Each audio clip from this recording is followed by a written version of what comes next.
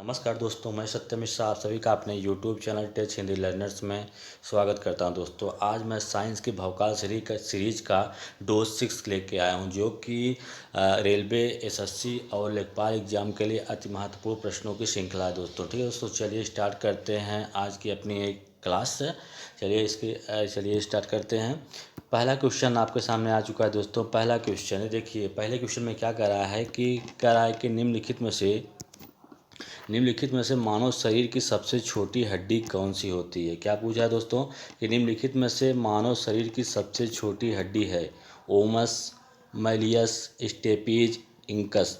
तो दोस्तों जो मानव शरीर की सबसे छोटी हड्डी होती है वो किसकी हड्डी होती है? कान की हड्डी होती है दोस्तों। क्या होती है? कान की हड्डी होती है। उसका नाम क्या होता है? स्टेपीज। क्या होता है दोस्तों? स्टेपीज होती है जो कान की हड्डी होती है। ये कहाँ पाई जाती है? कान के मध्य में पाई जाती है दोस्तों। कहाँ पाई जाती है? कान के मध्य में पाई जाती है। ये क्या करती है? वातावरण के ध्वनि के अनुसार कंपन करती है, जिसके कारण हमें वातावरण की जो ध्वनियाँ होती हैं वो हमको सुनाई देती हैं। ठीक है, तो इसका जो राइट आंसर होगा क्या होगा? ऑप्शन नंबर 3 इसका राइट आंसर हो जाएगा, स्टेपीज। ठीक है, चलिए अगले क्वेश्चन पे चलते हैं। अगला क्वेश्चन क्या कर रहा है देखिएगा। कह रहा है कि किस तत्व की कमी से घेघा रोग होता है? जो घेघा रोग होता है किस तत्व के कमी से होता है?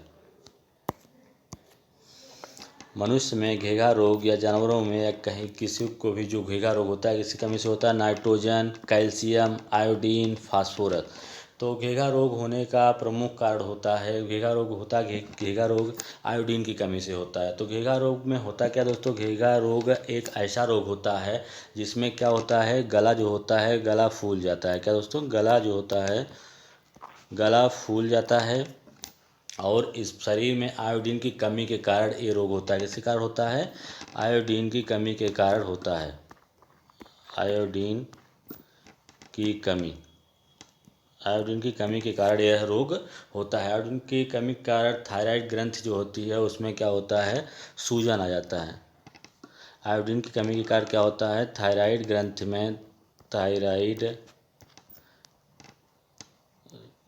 में सूजन आ जाता है। ठीक है दोस्तों, क्या होता है किस तत्व की कमी से? क्वेश्चन देखिएगा, आपका क्वेश्चन नंबर सेकंड फिर देखिएगा। कह रहा है कि किस तत्व की कमी से घेघा रोग होता है। तो घेघा रोग आयोडीन की कमी से होता है। घेघा रोग में क्या होता है? गला जो होता है गला फूल जाता है और इससे क्या होता है? थायराइड ग्रंथि में भी क्या होती है? सूजन आ जाती है। ठीक है दोस्तों, तो यह कहाँ पाया जाता है? जहाँ यह उन लोगों में ज़्यादा पाया जाता है जिन क्षेत्रों में पानी में क्या होता है? आयोडीन की कमी होती है। उस क्षेत्र के लोगों में ही क्या पाया जाता है? घेघा रोग पाया जाता है। तो दोस्तों इसका राइट आंसर क्या होगा? ऑप्शन नंबर 3 होगा। आयोडीन की कमी से क्या होता है? घेघा रोग होता है। ठीक है, चलिए आगे चलते हैं अगले क्वेश्चन पे। कह रहा है कि उस रक्त समूह ओ कहलाता है। जो रक्त समूह ओ होता है वो क्या कहलाता है? ठीक है दोस्तों, क्या कहलाता है? सार्वजनिक दाता, सार्वजनिक ग्रहणकर्ता, या दोनों, या कोई नहीं। तो जो रक्त समूह ओ है वो क्या कहलाता है? सार्वजनिक दाता कहलाता है। सार्वजनिक दाता दोस्तों, ठीक है, क्या होता है? रक्त समूह जो होता है क्या कहलाता है? सार्वजनिक दाता कहलाता है। रक्त की खोज किसने किया था? तो ब्लड रक्त की खोज किसने किया दोस्तों? लैंड स्टीनर ने किया था। किसने किया था? लैंड स्टीनर जो थे उसने क्या किया था? रक्त समूह की खोज किया था। लैंड स्टीनर ने किसने किया था? लैंड स्टीनर ने रक्त समूह की खोज किया था। वे साधारणतः 4 प्रकार के होते हैं। कितने प्रकार के होते हैं रक्त समूह? 4 प्रकार के होते हैं। कौन कौन सा होता है रक्त समूह? ए होता है, बी होता है, ए बी होता है और ओ होता है। तो दोस्तों इसमें से 2 जो होते हैं एंटीजन होते हैं और 2 जो होते हैं वो एंटीबॉडी होते हैं। तो रक्त समूह ओ क्या होता है? रक्त समूह जो ओ है आपका वो सार्वजनिक दाता होता है। ठीक है दोस्तों, क्या होता है? सार्वजनिक दाता होता है। तो इसका राइट आंसर क्या होगा? ऑप्शन नंबर फर्स्ट इसका राइट आंसर हो जाएगा। और सार्वजनिक ग्रहणकर्ता कौन से होते हैं दोस्तों? जो आपका ए बी होता है वो क्या होता है? सार्वजनिक ग्रहणकर्ता होता है। ठीक है, चलते हैं अगले क्वेश्चन पे। क्वेश्चन नंबर नेक्स्ट क्या करा है देखिएगा। कह रहा है कि क्वेश्चन नंबर नेक्स्ट कह रहा है कि वसा में घुलनशील विटामिन कौन सा होता है? इसमें से कौन से ऐसे विटामिन हैं जो कि क्या हैं? वसा में घुलनशील हैं। वसा में घुलनशील विटामिन कौन से हैं? Vitamin A, vitamin D, vitamin के, विटामिन बी एंड सी। तो जो वसा में विटामिन होते हैं, इसको याद करने का तरीका क्या होता है दोस्तों? भैंस गई पानी में। क्या दोस्तों? भैंस गई पानी में। तो यहाँ पे भैंस बी और सा मतलब सी दोस्तों। इसका मतलब क्या हो गया? बी और सी क्या है? पानी में घुलनशील है। बाकी जो भी विटामिन बचते हैं वो सब क्या हैं? वसा में घुलनशील विटामिन हैं। ठीक है दोस्तों। तो वसा में घुलनशील विटामिन कौन सा नहीं है? वसा में घुलनशील विटामिन कौन सा नहीं है? विटामिन बी और सी जल में घुलनशील है, जबकि ये वसा में घुलनशील नहीं है। तो इसका राइट आंसर क्या होगा? ऑप्शन नंबर 4 इसका राइट आंसर हो जाएगा। ठीक है, चलिए अगले क्वेश्चन पे चलते हैं। क्वेश्चन क्या कह रहा है देखिएगा।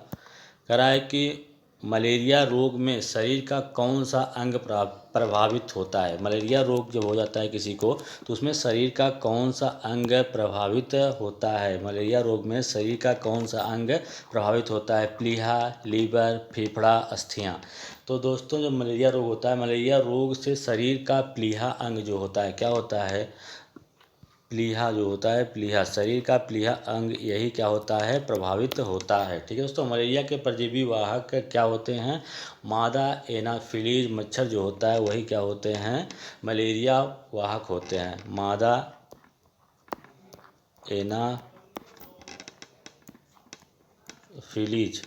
मादा एनाफिलीज मच्छर क्या है? यही मलेरिया वाहक होते हैं दोस्तों। इसमें क्या होता है? इसके काटने पर मलेरिया के जो परजीवी होते हैं वो क्या करते हैं? लाल रक्त कोशिकाओं में प्रवेश कर जाता है, जिससे कौन सी बीमारी हो जाती है दोस्तों? इनेमिया होती है। इनेमिया हो जाता है। क्या होता है? इनेमिया, इनेमिया, इनेमिया हो जाता है। ठीक है दोस्तों।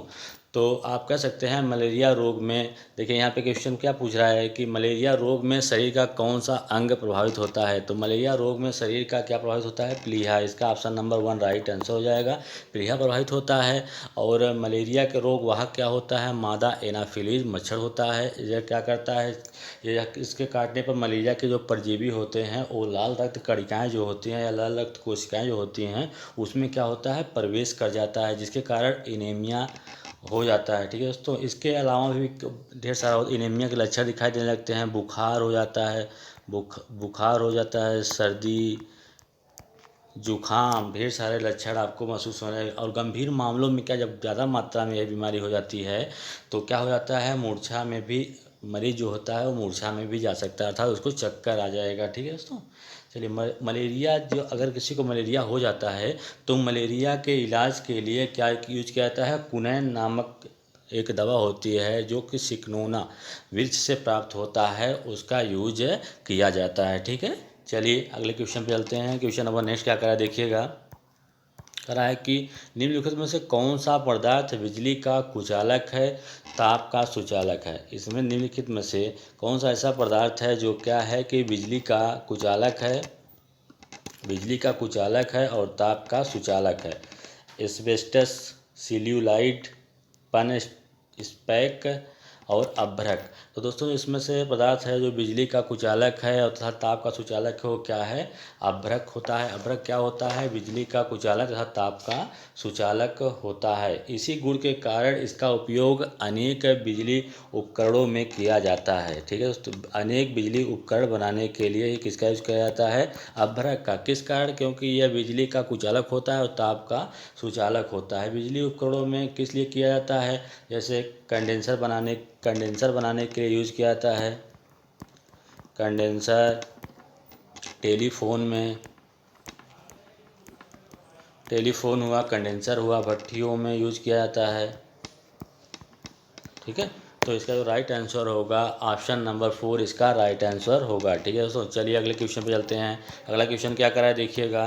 करा है कि शहद का प्रमुख घटक क्या है? शहद जो होता है उसका प्रमुख घटक क्या है? Glucose, sucrose, maltose, fructose.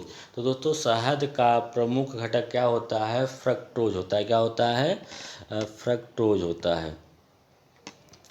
Fructose जो होता है वो क्या होता है, शहद का प्रमुख घटक क्या होता है, फ्रक्टोज होता है। फ्रक्टोज में क्या पाया जाता है, शहद का प्रमुख घटक फ्रक्टोज होता है। शहद में 41% जो होता है, कितना परसेंट दोस्तों, 41% जो होता है आपका, वो क्या पाया जाता है, फ्रक्टोज पाया जाता है। और 34% जो होता है वो क्या पाया जाता है, 34% जो होता है वो क्या होता है, ग्लूकोज पाया जाता है। और तथा 18% क्या पाया जाता है, 18% उसमें जल पाया जाता है। ठीक है दोस्तों, फिर से एक बार समझने की कोशिश करिएगा। शहद जो होता है, शहद का प्रमुख घटक क्या होता है, शहद का प्रमुख घटक फ्रक्टोज होता है। और फ्रक्टोज जो होता है शहद में कितना परसेंट पाया जाता है, 41% पाया जाता है। और 34% उसमें ग्लूकोज पाया जाता है। और 18% जल, और शेष जो होते हैं अन्य पदार्थ पाए जाते हैं। ठीक है दोस्तों, तो चलिए आगे चलते हैं अगले क्वेश्चन पे। क्या कह रहा है कि कौन सा भोजन तुरंत शक्ति प्रदान करता है, कौन सा ऐसा भोजन है जो कि तुरंत शक्ति प्रदान करता है, अर्थात जिसे तुरंत ऊर्जा मिल जाए, वो कौन सा भोजन होता है। ठीक है, प्रोटीन, मक्खन, विटामिन, ग्लूकोज।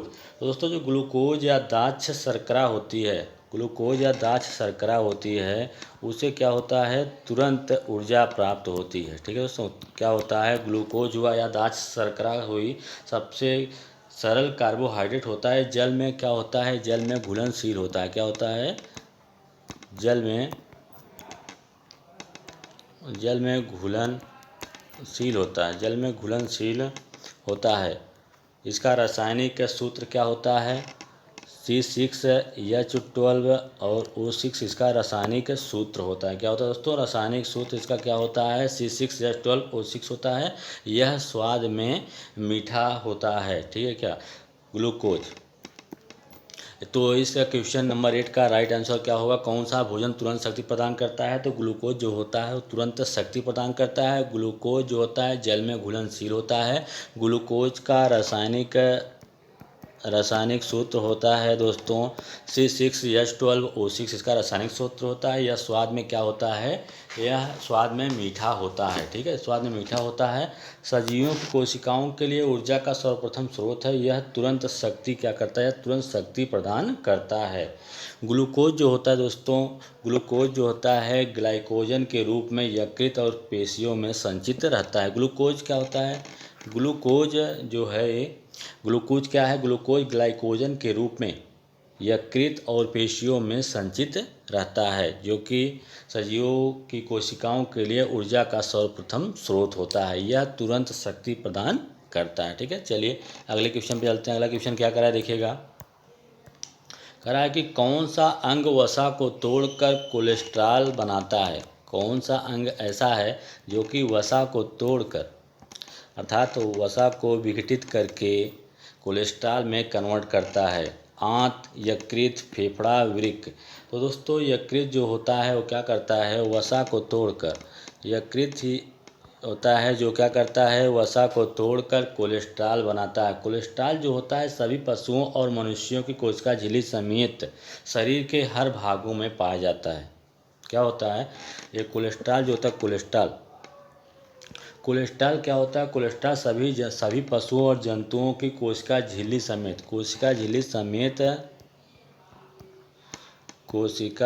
में भी पाया जाता है। और उसके समेत शरीर के सभी अन्य भागों में भी क्या होता है, पाया जाता है। शरीर में लगभग 25% जो क्या होता है, कोलेस्ट्रॉल होता है। शरीर का 25% कोलेस्ट्रॉल यकृत के माध्यम से उत्पन्न होता है। किसके माध्यम से उत्पन्न होता है, यकृत के माध्यम से। 25% जो होता है कोलेस्ट्रॉल वो यकृत के माध्यम से ही उत्पन्न होता है। कोलेस्ट्रॉल शरीर में विटामिन डी, हार्मोन्स और पित्त का निर्माण करता है। पित्त जो होता है, पित्त का निर्माण और विटामिन डी और हार्मोन्स का निर्माण कौन करता है, कोलेस्ट्रॉल ही करता है। ठीक है दोस्तों, जो शरीर के अंदर पाए जाने वाले वसा को पचाने में सहायक होता है। ठीक है, जो क्या होता है, ये कोलेस्ट्रॉल जो होता है दोस्तों, एक बार और इस चीज़ को समझिएगा कि जो कोलेस्ट्रॉल होता है अनाज, फल तथा सब्जियों में कोलेस्ट्रॉल नहीं पाया जाता है। ठीक है, तो कौन सा अंग वसा को तोड़कर कोलेस्ट्रॉल बनाता है, यकृत। इसका राइट आंसर क्या होगा, ऑप्शन नंबर 2 इसका राइट आंसर हो जाएगा। चलिए अगले क्वेश्चन पे चलते हैं। क्वेश्चन नंबर नेक्स्ट क्या करा है देखिएगा, कह रहा है कि रेडियोधर्मिता नापी जाती है। रेडियोधर्मिता नापने के लिए किस यंत्र का प्रयोग करते हैं। Geiger, Muller counter, polarimeter, calorimeter, barometer. तो दोस्तों जो रेडियोधर्मिता मापने के लिए गीगर, मूलर काउंटर का प्रयोग करते हैं, तो इसका राइट आंसर क्या होगा? ऑप्शन नंबर फर्स्ट इसका राइट आंसर हो जाएगा। और क्या कह रहा है कि पोलरीमीटर जो होता है इसका प्रयोग ध्रुवीय प्रकाश को मापने के लिए करते हैं। किसके लिए करते हैं? ध्रुवीय प्रकाश को मापने के लिए किसका यूज करते हैं? पोलरीमीटर का। कैलोरीमीटर जो होती है ऊष्मा की मात्रा मापने के लिए करते हैं। किसकी? ऊष्मा की मात्रा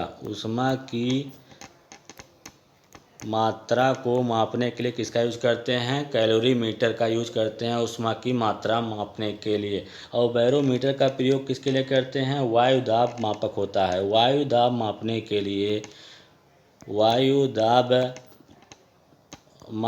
के लिए बैरोमीटर का प्रयोग करते हैं। ठीक है दोस्तों, तो आज का मेरा क्लास यहीं समाप्त होता है दोस्तों। अगर मेरा क्लास आपको अच्छा लगा हो तो प्लीज़ लाइक एंड सब्सक्राइब करना ना भूलें। ठीक है दोस्तों, एंड शेयर भी। ठीक है, थैंक यू।